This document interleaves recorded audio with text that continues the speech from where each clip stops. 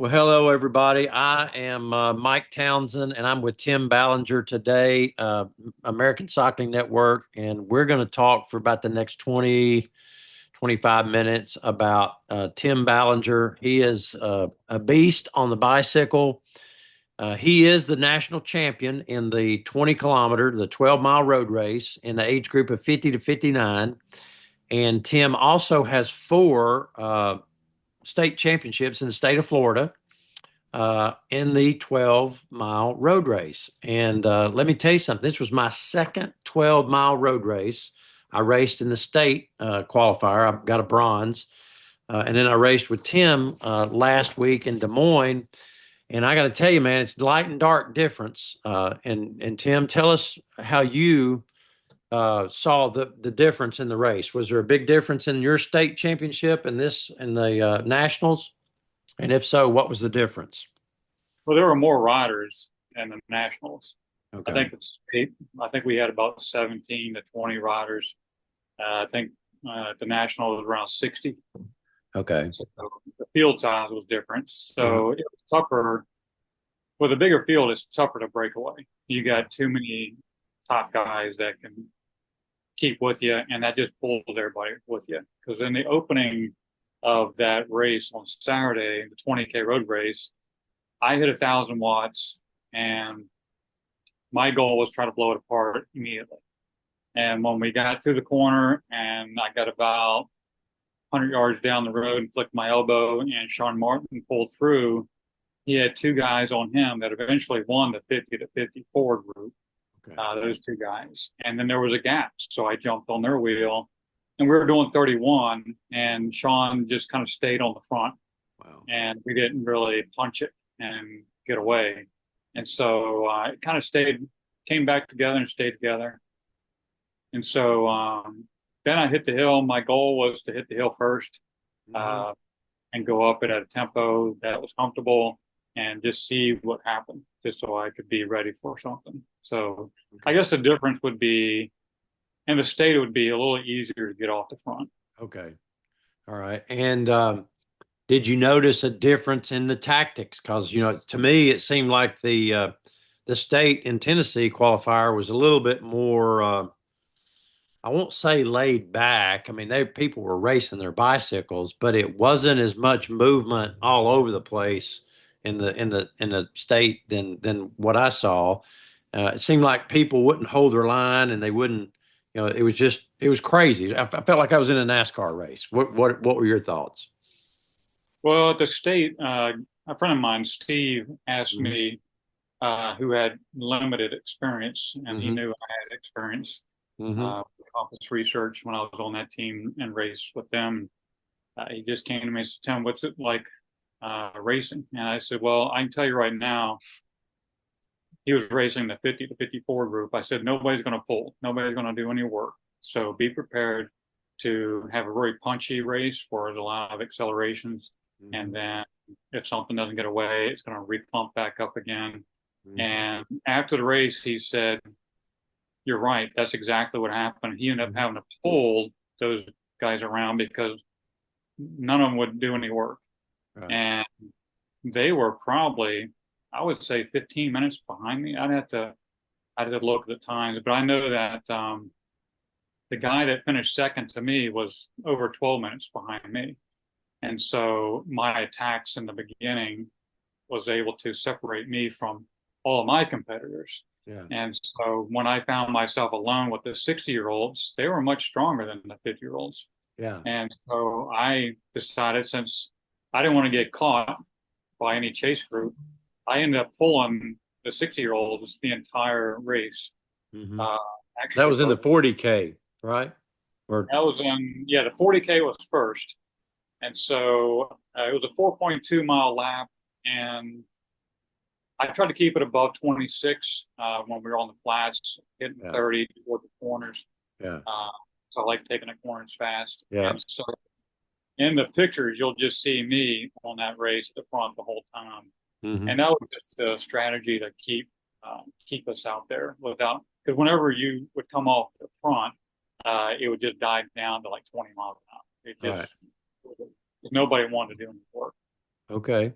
Well, now, tell me a little bit about you and I have a similar story, even though I don't know that I had PTSD from my crash. I remember the emotional, uh, I did have an emotional challenge with it. You know, of course, I had the benefit of being off the road for 62 days before I got back out on the road. Now, you had a bad crash and you were off the bike for 3 years, I think you told me. Yeah. Yeah. Explain how you came back. Tell me what was the key decision that said, I'm going to start riding again? Well, I guess I should say why I stopped running, and that was Yeah. because these accidents were pretty severe. Yeah. First accident was Christmas Day, 2014, in Polk County, Florida. Me and a friend of mine, Skip, uh, John Suss, we were out.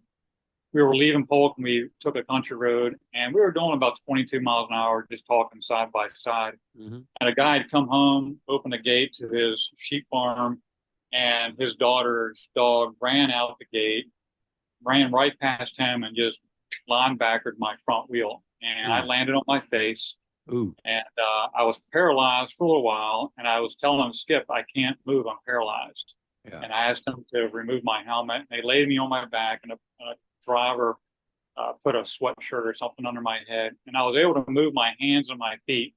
And so I just kept wiggling them until the paramedics came. And they said, "Why are you doing that?" I said, "Because I was paralyzed and I don't want to lose that connection." Yeah. So I spent 4 days in a trauma center until they released me. And it was a pretty bad experience. I had a lot of road rage rash on my face. Yeah. Some of my eyebrows were removed. A lot of my skin was removed.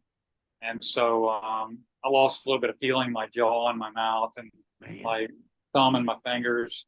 Yep. And so I did stop at the guy's house on the way home. And he told me they were going to put the dog down. And I called the sheriff and said, "Don't you dare do that." Yeah. And so they didn't put the dog down. And so 6 months later, I think it was April 22nd, Yeah. it was about 4.5 months later, Right. me and Sus were going to Daytona because I was Yeah. riding about 200 miles a day at the time. And Yeah. so he would join me on some of it. Mm-hmm.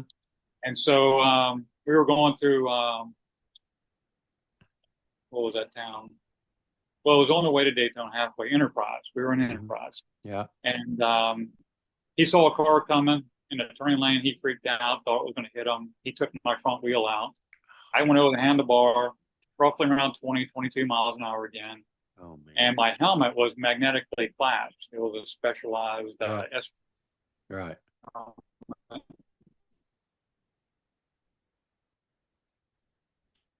And skidded along the pavement on the top of my head and got brain damage, split my head open pretty good. And of course, it didn't help my neck any. Right. They stopped feeding me so they could operate on me, and they didn't tell me this. Mm-hmm. So when I found out they were going to remove the disc in my neck and fuse everything, I Yeah. called up my friend Debbie and said, "Come get me out of here." And Right. so with the brain injury, I had severe headaches, like debilitating headaches that would last up to 3 weeks at a time. And so I Right. went down to 158 pounds. I was just not able to eat or hold food down. I was in really bad shape. Mm. And I was going to every doctor I could to get Percocets, Lexarills, painkillers, whatever Mm. I could get. Mm.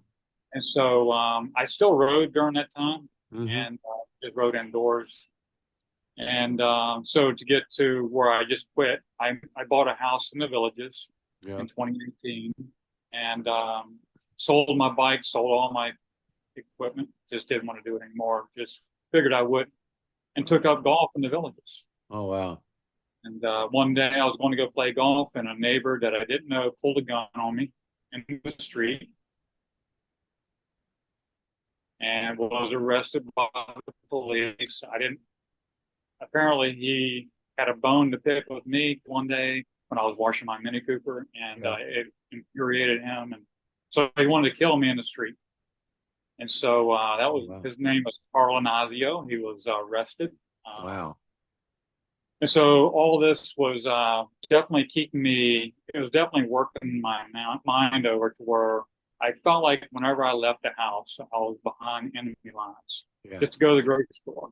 Anytime I left the house, Yeah. I felt vulnerable to danger. Wow.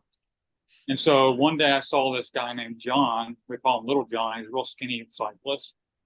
And I talked to him. He was in my neighborhood. And I Hmm. said, "How's it riding here?" And he said, "Oh, I'm in Sumter Landing Bicycle Club. And, we're a safe group." And, he talked about the group. And I said, I want to lose some weight. I've gone from 175 up to 225 playing golf and Hmm.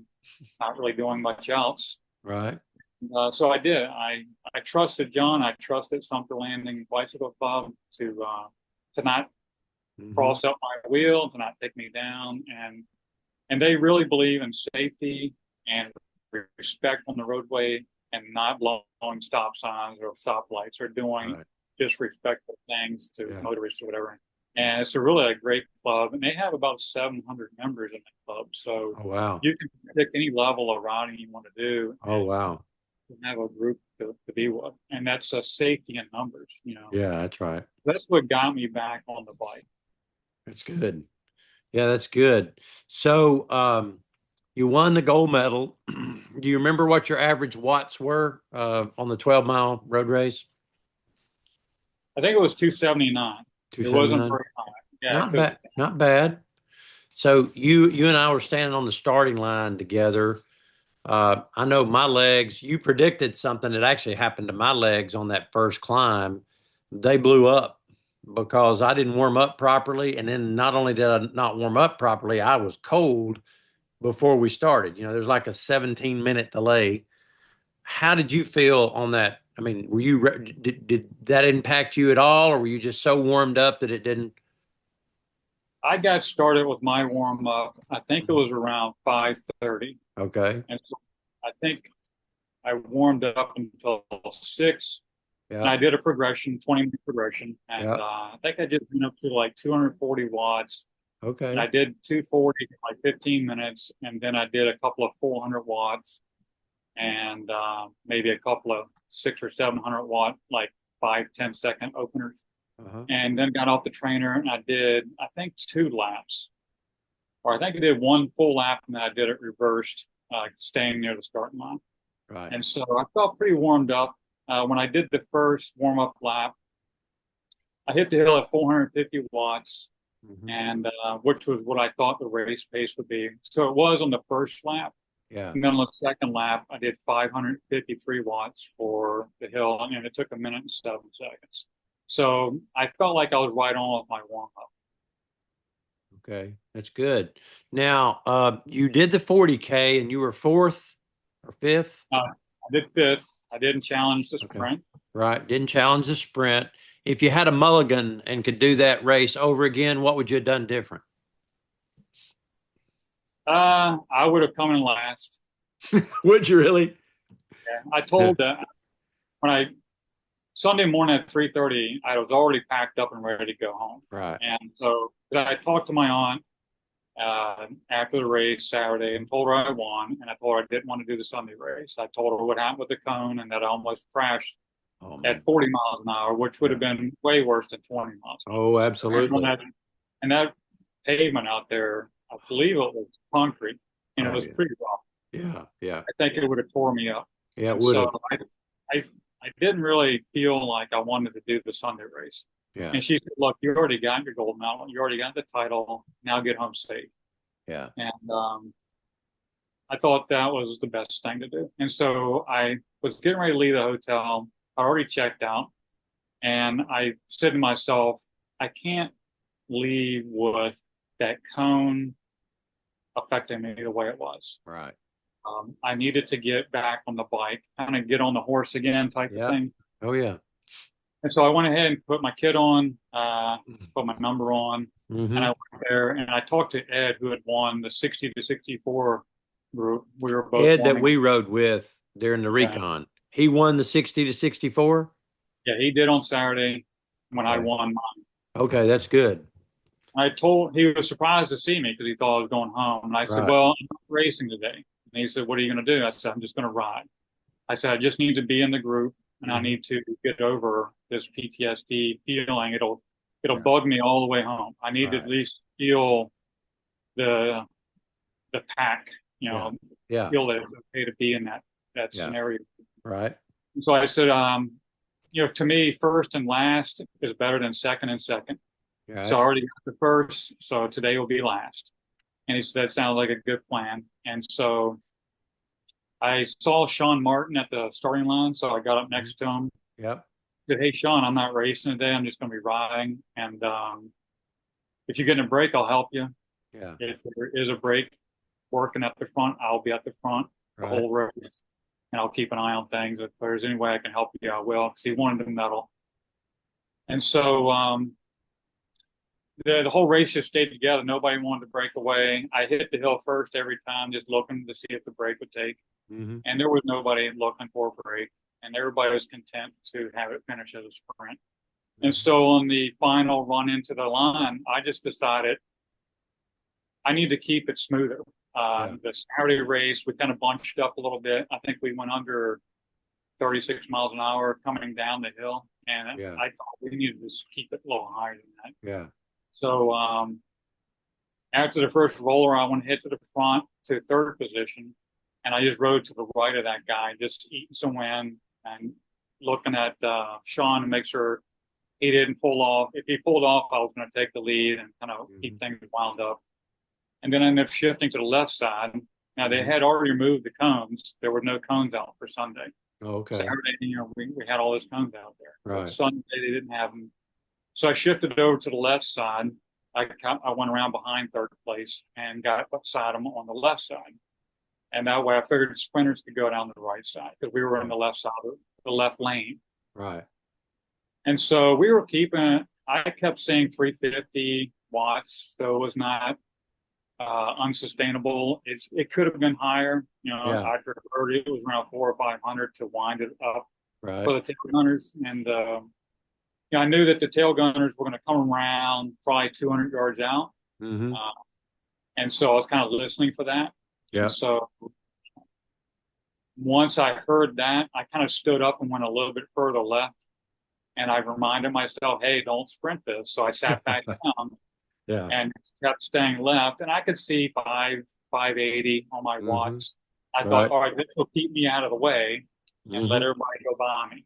Right. And so I was kind of hoping to finish ninth or worse Hmm. so that I could just get in a Jeep and go home and I didn't have to wait for anything. And Hmm. so when I saw the results and I was fifth, I wanted to talk to the officials to say, hey, can you remove me from fifth and put me out of the race or last place or DNF? And then I thought about that for a second. I thought that doesn't really respect the race. Right. So I didn't, I thought about it twice and I Right. went to the awards table to ask the women about it. And I thought, no, it sounds too disrespectful. I just couldn't in my, Right. talking through my own mind, it Right. just didn't sound good. But I do regret taking that spot from somebody. I got you. Well, you are you going to defend your title next year, or the not? Every 2 years, Yeah, it's two in years from Oklahoma. now. Somebody asked me that when I was driving home, and I Yeah. told them, I said, look, when you finish a marathon and somebody asks you, are you going to Yeah. do another one? You say, Yeah. hell no, I'm not doing another Yeah, that's marathon. right. That's right. And a week later, you're planning your next marathon. Well, I'm going to tell you this. If I do any more Olympic riding, it'll only be on a TT bike. Yeah. I'm not getting in that mess again, man, riding with these guys. Now, if I didn't have this titanium plate in here, Yeah. I'd do it. But man, that was I had to play defense more than I thought I would. But Yeah.